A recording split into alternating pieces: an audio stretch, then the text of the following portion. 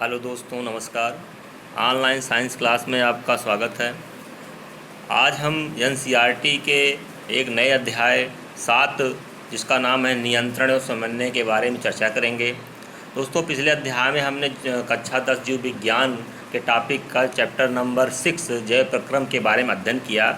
पहले हम उसके चैप्टर की जो हमने पढ़ा हुआ है उसका रिकैप कर लेते हैं। हम जानते हैं कि पिछले अध्याय में हमने जो है बहुत सारे अनुरक्षण के बारे में, तंत्रों के बारे में अध्ययन किया था, जिसमें यह बताया गया था कि हमारे शरीर में रख रखाव और उनके पालन पोषण के लिए बहुत सारे तंत्र पाए जाते हैं, जैसे कि भोजन के पाचन के लिए पाचन तंत्र और सांस लेने के लिए श्वसन तंत्र और जो है रुधिर के परिवहन के लिए परिवहन तंत्र और जनन के लिए जनन तंत्र। इस प्रकार से उत्सर्जन के लिए उत्सर्जित तंत्र पाए गए थे, जिसमें हमने बहुत सारे अध्ययन किए थे कि पाचन तंत्र कैसे होता है, उत्सर्जन तंत्र कैसे होता है, इनके बारे में अध्ययन हम कर चुके हैं।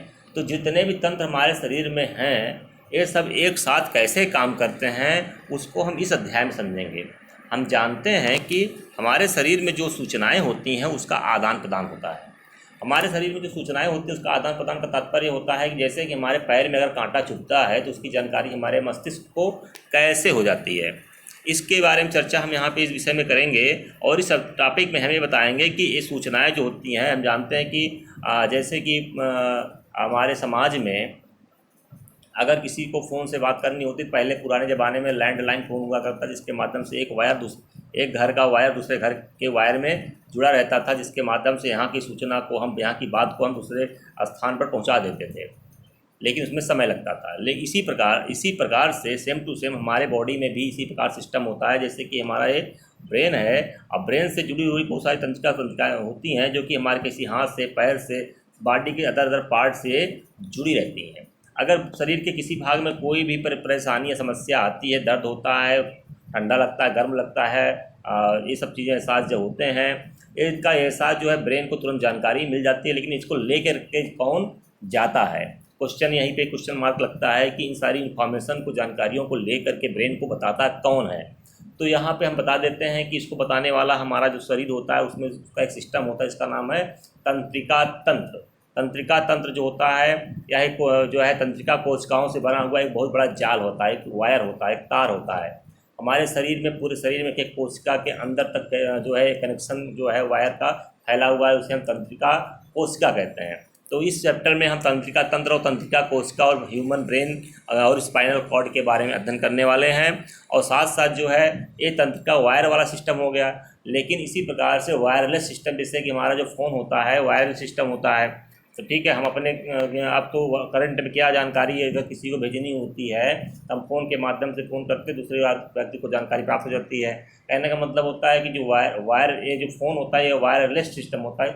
इसी प्रकार से हमारे बॉडी में भी वायरलेस सिस्टम होता है, जिसका नाम होता है हार्मोन। जो हार्मोन होता है यह भी सूचनाओं का आदान प्रदान करता है, जिसको इसी चैप्टर के अंतर्गत लास्ट के अंतिम वीडियो के अंतिम भाग में हम इसको पढ़ेंगे, या हो सकता है इसके लिए एक नया वीडियो बनाना पड़े। तो अभी हम तंत्रिका तंत्र तथा समन्वय के बारे में अध्ययन करने जा रहे हैं, जिसमें सबसे पहले हम तंत्रिका तंत्र के बारे में अध्ययन करेंगे। इसमें जो टॉपिक में जो भी चीज़ें लिखी गई हैं इसको हम समरी के भी में पढ़ाएंगे, पूरा पढ़ के सुनाएंगे नहीं, इसको हमें बता देंगे इसमें लिखा क्या गया है। इसमें लिखा गया है गतियों के बारे में, इसमें सजीव क्या होता है, निर्जीव क्या होता है, इसके बारे में जो चर्चा हम पहले कर चुके हैं, बहुत ज़्यादा इंपॉर्टेंट नहीं है, इसके बारे में यहाँ पे लिखा गया है। और यहाँ पे हम ये भी बता देते हैं कि अंत में जाकर के जो पॉइंट इसने एनसीईआरटी ने जो लिखा है वह यही लिखा है कि जीवों में शरीर संगठन के समान सिद्धांत को ध्यान में रखते हुए यह कह सकते हैं कि विशिष्टीकृत ऊतक का उपयोग इन नियंत्रण एवं समन्वय क्रियाकलापों में किया जाता है। तो विशिष्टीकृत जो ऊतक, जो यहाँ पे शब्द विशिष्टीकृत ऊतक का बात किया गया है, वह विशिष्टीकृत ऊतक जो होता है वो तंत्रिका तंत्र या तंत्रिका ऊतक की बात कर रहा है। तो यहाँ पे हम जंतुओं में तंत्रिका तंत्र के बारे में चर्चा यहाँ पे करने जा रहे हैं। तो हम जानते हैं कि तंत्रिका तंत्र की जो इकाई होती है उसका नाम है तंत्रिका कोशिका या न्यूरॉन। तो कक्षा 9 में इसके बारे में हम पढ़ भी चुके हैं, उसी को यहाँ पे फिर से डिटेल में पढ़ना है। हम तंत्रिका तंत्र और न्यूरॉन के बारे में अगर यहाँ चर्चा करें, चित्र के माध्यम से आपको समझा लेंगे, आप अपनी नोट्स में इसको बना करके लिख लेंगे चित्र को। तो हम यहाँ पे समझा देते हैं कि जो तंत्रिका तंत्र होता है इसको बहुत ध्यान से समझना है। कि तंत्रिका तंत्र जो होता है, यह तंत्र की जो इकाई होती है उसका नाम क्या होता है? न्यूरॉन। या यही हमारा न्यूरॉन है जिसे हम तंत्रिका कोशिका के नाम से भी जानते हैं। अंग्रेजी में न्यूरॉन और हिंदी में तंत्रिका कोशिका के नाम से हम जानते हैं। इसमें क्या होता है कि तंत्रिका कोशिका पूरे शरीर में जाल की तरह फैली रहती है और इसमें जो छोटे छोटे यहाँ निकले हुए हैं इसको कहते हैं प्रवर्ध। ये जो प्रवर्ध होते हैं, इस प्रवर्ध के माध्यम से जो सूचनाएं होती हैं लाई जाती हैं और ये सूचनाएं आती हैं साइटॉन में। साइटॉन में जो है छोटे छोटे कण भरे होते हैं जिसे हम निसल कण कहते हैं। इसमें माइटोकॉन्ड्रिया भी होती है। बीच में एक बड़ा सा एक केंद्रक यहाँ पे दिखाया गया है। बीच में क्या दिखाया गया है? एक केंद्रक दिखाया गया है। और जो हिंदी में लिखा है द्रुमिका, द्रुमिका का मतलब होता है डेंड्रॉइड्स। डेंड्रॉइड्स मतलब प्रवर्ध। तो जो प्रवर्ध होते हैं ये सूचनाओं को शरीर के सभी भागों से लेकर के आते हैं। और कोशिका जो काय होता है, पूरी संरचना यहाँ पे दिखाई दे रही है, उसे हम साइटॉन या कोशिका काय कहते हैं।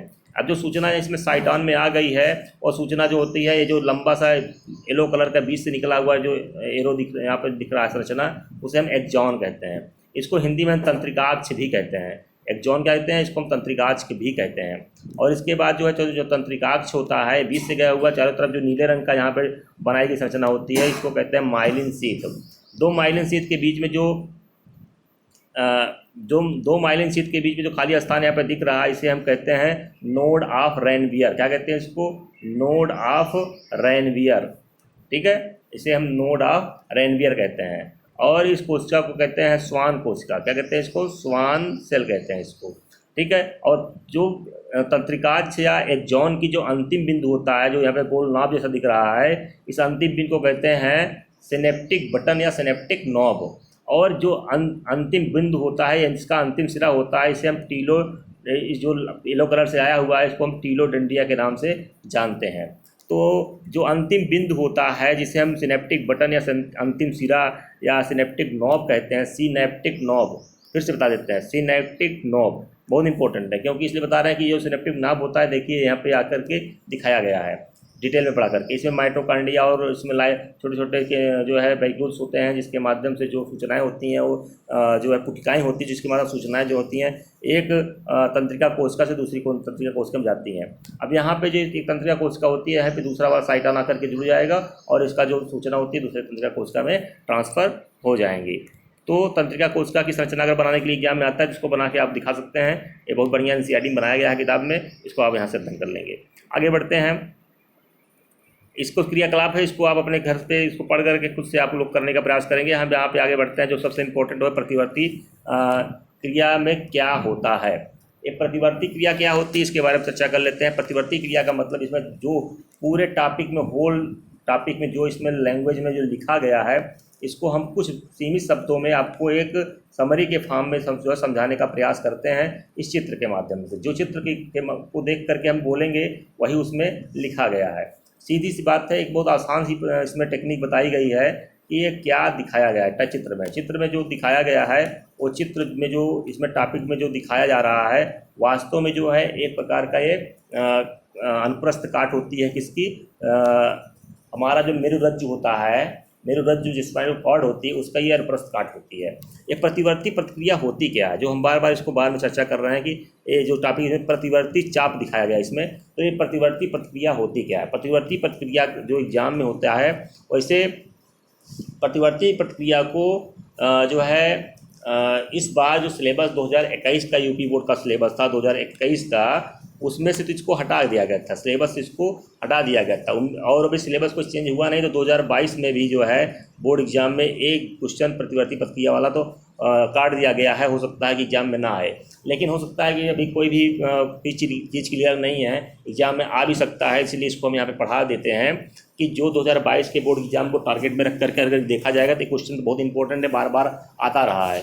ठीक है, तो इसको समझा देते हैं। इसमें होता क्या है कि कुछ क्रियाएं हमारे शरीर में होती हैं जो कि अचानक से हो जाती हैं। जैसे कि उदाहरण के लिए समझाना चाह रहे हैं, जो उसमें पूरी नोट्स में जो लिखा गया है उसको समझा रहे हैं यहाँ पे कि जैसे अगर हम कहीं भी जा रहे हैं, रास्ते में अगर हमें रास्ते में कोई बहुत ही खतरनाक सांड दिख गया और उसको देखते ही हमारे शरीर अचानक से हमारे सामने वो आ गया और तुरंत हम क्या करते हैं, उसको पीछे भाग जाते हैं, मतलब कि उससे हम दूर भाग जाते हैं, डर के मारे भाग जाते हैं कि कहीं वो मुझे मार ना दे। इसी प्रकार से अगर देखा जाए कहीं सांप, हम रास्ते में जा रहे हैं और पैर हमारा सांप की पूंछ पे पड़ गया और अब ऑटोमेटिक बिना मेरी जानकारी के पैर मेरा हट जाएगा।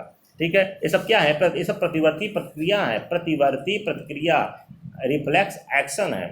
और इसी प्रकार से एक एग्जांपल और लेंगे, जैसे कि अब हम कोई खाना बना रहा है, तवे पे हाथ पड़ा, गर्म लगा और अपने आप बिना कुछ सोचे जो है वो हाथ अपने आप फट गया। अगर वहाँ पे कोई सोचता कि जो क्रियाएं, ये प्रतिवर्ती प्रक्रिया जो होती है ये अनैच्छिक क्रियाएं होती है, इसका हमारे ब्रेन से कोई लेना देना नहीं है। हमारा ब्रेन जब कोई काम करता है थोड़ा उसमें समय लगता है, कुछ सेकंड लग जाते हैं उसमें। जैसे कांटा चुभा है तो कांटा चुभने के स्थिति को जो है जानकारी ब्रेन को देगा, ब्रेन जो है उसको समझेगा कि कांटा कहाँ चुभा हुआ है, क्या हुआ है, तब जाकर के दर्द का एहसास होगा। थोड़ा टाइम लगता है, लेकिन जो अचानक से प्रक्रियाएं हो जाती हैं उसे हम प्रतिवर्ती प्रक्रिया कहते हैं। और इसका जो एक ग्राफ बनाया गया है, आरेखित चित्र बनाया गया, उसे कहते हैं प्रतिवर्ती चाप कहते हैं इसको। तो आगे बढ़ते हैं, इसको समझते हैं पहले कैसे हुआ है। अगर कोई गर्म पानी है खौलता हुआ, उसको यहाँ पे रखा गया है, यहाँ पे जलती हुई मोमबत्ती हुए रख सकते हैं, रखा गया है, तो यहाँ पे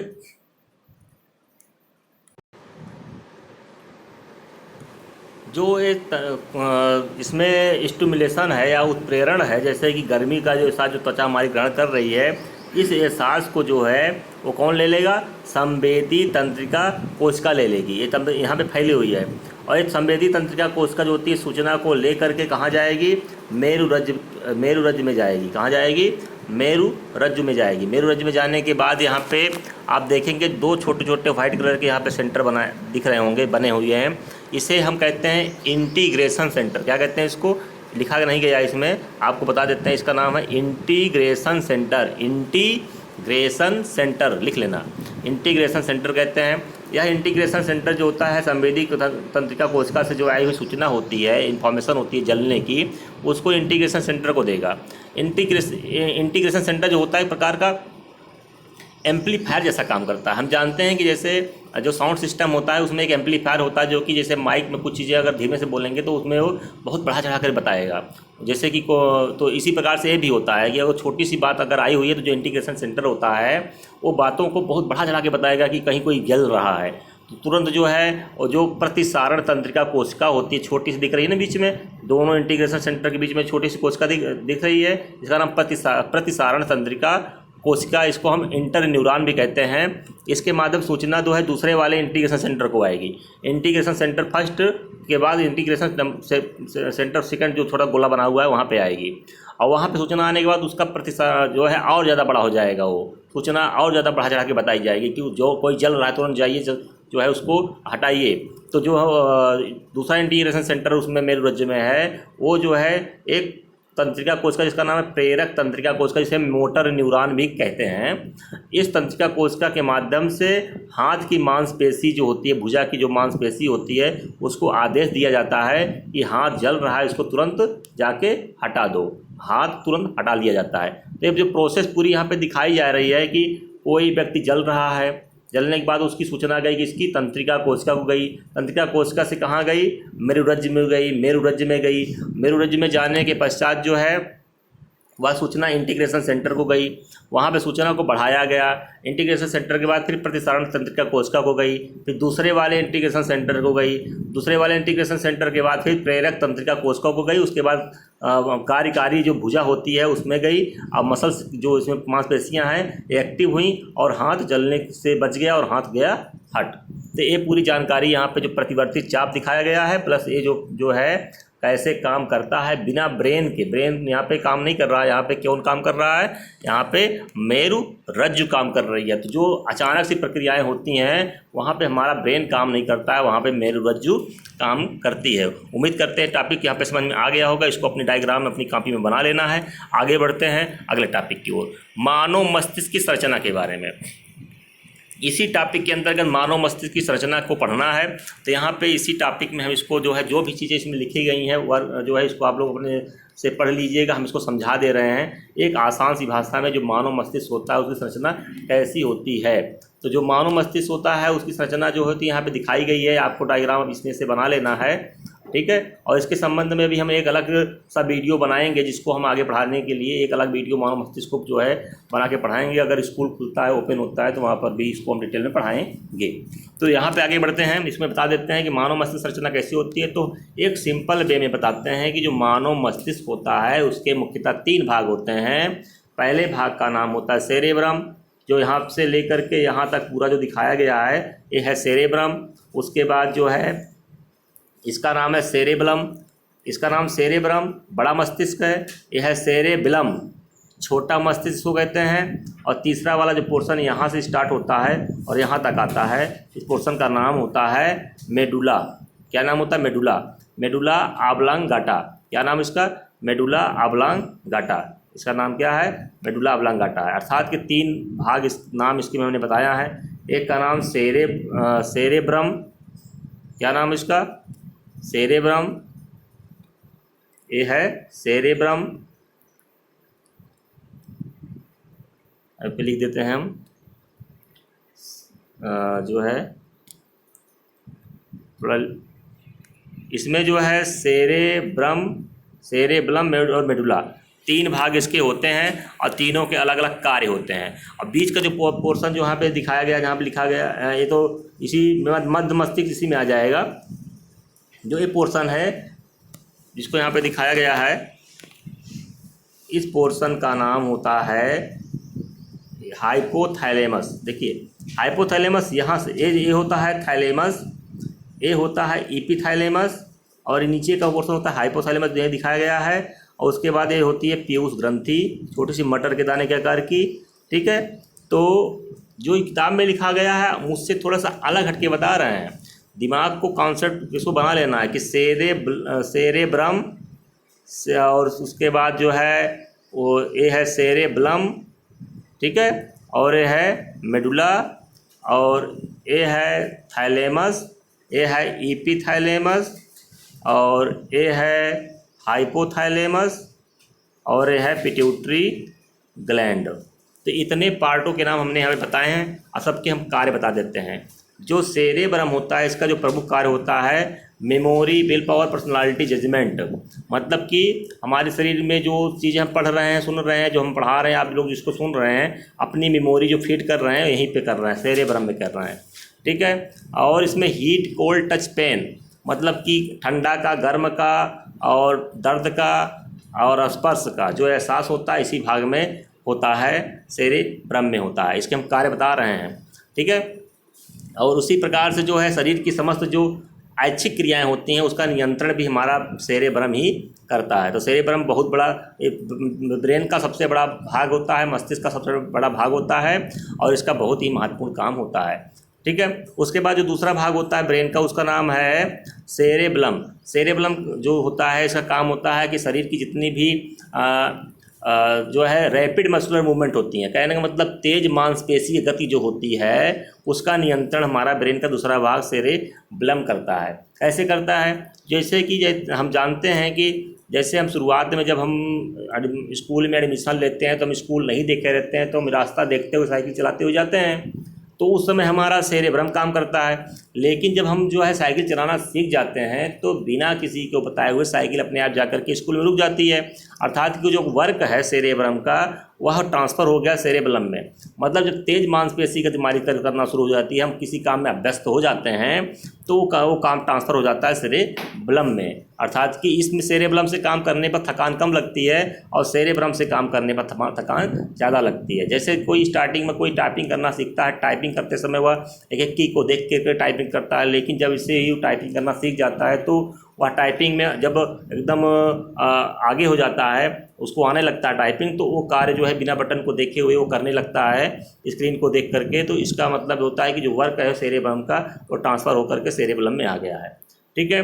इसी प्रकार से तैरने का काम भी होता है, स्विमिंग का काम भी होता है, तो ये सेरेबेलम द्वारा ही किया जाता है। तो जितनी भी तीव्र मांसपेशीगत होती हैं उसका नियंत्रण हमारा छोटा ब्रेन जिसका नाम है सेरेबेलम वो करता है। और साथ साथ शरीर को संतुलन बनाए रखने में भी काम करता है। यह जो है जैसे चलते हैं तो कोई गिर ना जाए इसके लिए संतुलन बना करके रखता है। इसलिए हम कहते हैं कि जैसे कोई अल्कोहल को ड्रिंक करता है, अल्कोहल को पीता है, तो ड्रिंकिंग करने वाले जो व्यक्ति होते हैं, शराब पीने वाले जो व्यक्ति होते हैं वो लड़खड़ा के चलने लगते हैं, क्योंकि उसमें उनका सेरेबेलम काम करना बंद कर देता है, इसलिए संतुलन उनका गड़बड़ हो जाता है। ब्रेन का जो तीसरा भाग होता है इसका नाम होता है मेडुला ऑब्लांगाटा। जो मेडुला ऑब्लांगाटा होता है वो शरीर की समस्त अनैच्छिक क्रियाओं का नियंत्रण करता है। ऐसी क्रियाएं जिस पर हमारा कोई नियंत्रण नहीं होता उसको अनैच्छिक क्रियाएं कहते हैं। और इन अनैच्छिक क्रियाओं का जो नियंत्रण हमारा मेडुला करता है, कैसे करता है, क्या करता है, जैसे ब्लिंकिंग ऑफ आई, पलक को झपकना हम कंट्रोल नहीं कर पाते हैं। और ब्रीदिंग हो गया, सांस लेना हो जिसे हम कहते हैं, हम सांस लेना रोक नहीं सकते हैं बहुत लंबे समय तक के लिए वो। और जैसे हृदय का धड़कना वो अपने आप हो रहा था, आप भी नहीं सोचेंगे कि हम अपने हृदय की धड़कना रोक लेंगे। अच्छा, इसी प्रकार से आप सोच करके अपने दिमाग से लिख लीजिएगा कौन कौन सी हमारे शरीर की जो अनैच्छिक क्रियाएं होती हैं जिसको हम अपने दिमाग से नियंत्रित नहीं कर पाते हैं। उन सारी क्रियाओं का नियंत्रण जो होता है कौन करता है, मेडुला करता है, ब्रेन का तीसरा वाला भाग। तो ब्रेन के इस भाग में जो है ब्रेन की सभी भागों के नाम और उनकी संरचना के बारे में हमने जानकारी प्राप्त कर ली है। हम आगे बढ़ते हैं। इस सारी प्रक्रियाओं में सभी सारी चीज़ें लिखी गई हैं। यहाँ पे आगे प्रोसेस, आगे एक लाइन लिखा गया है,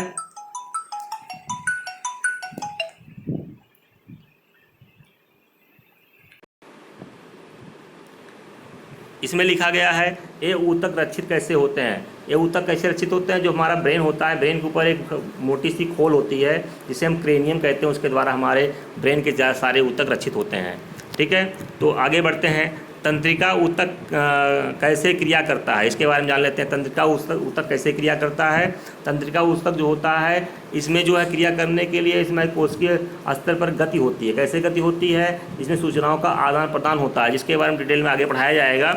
अभी लोग को हम बताते हैं पादपों में समन्वय कैसे होता है, इसके बारे में एक अलग सा वीडियो बनाएंगे।